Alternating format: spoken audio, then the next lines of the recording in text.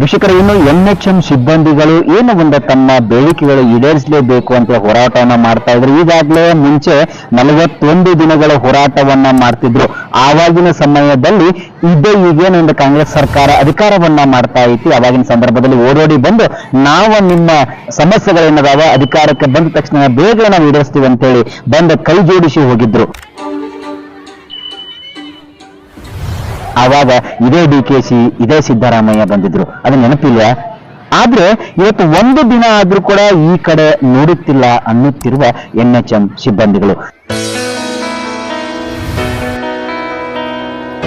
ದಯವಿಟ್ಟು ಲಜ್ಜೆಗಟ್ಟ ಇಂತಹ ಸರ್ಕಾರ ಇದರ ಗಮನ ಹರಿಸಬೇಕು. ಯಾಕಂದ್ರೆ ಸಣ್ಣ ಸಣ್ಣ ಮಕ್ಕಳನ್ನ ಇಟ್ಟುಕೊಂಡ ಇವತ್ತು ಇಂತಹ ಒಂದು ಕಾರ್ಯವನ್ನು ಮಾಡಬೇಕಾಗಿದೆ, ತಮ್ಮ ಜೀವನ ಮುಂದೂಗಿಸ್ಬೇಕಾಗಿದೆ. ಕಾರಣ ಒಂದೇ, ನಮ್ಮ ಈ ಒಂದು ಪ್ರಯತ್ನಕ್ಕೆ ತಕ್ಕ ಫಲ ಸಿಗ್ಬೇಕು ಅನ್ನೋದು ಈ ಎಲ್ಲ ಸಿಬ್ಬಂದಿಗಳ ಬೇಡಿಕೆ ಆಗಿದೆ.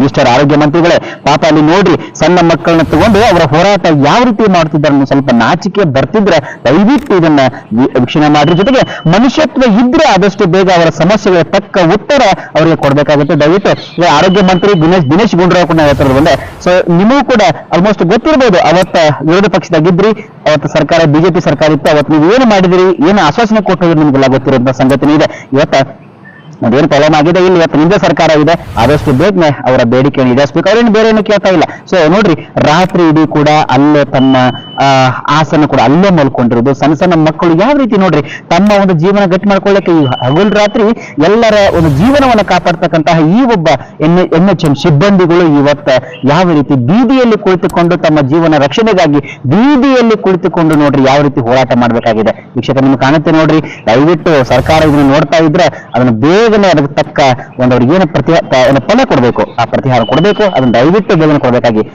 ಆದಷ್ಟು ಬೇಗನೆ DK ಶಿವಕುಮಾರ್ ಆಗಿರ್ಬೋದು, ಜೊತೆಗೆ ಸಿದ್ದು, ಸೊ ಸನ್ಮಾನ್ಯ ಮುಖ್ಯಮಂತ್ರಿಗಳು ಕೂಡ ಆದಷ್ಟು ಬೇಗನೆ ಹೋಗಿ ಅದು ಏನು ಸಮಸ್ಯೆಗಳಿದೆ ಅದನ್ನು ಪರಿಹರಿಸಬೇಕು.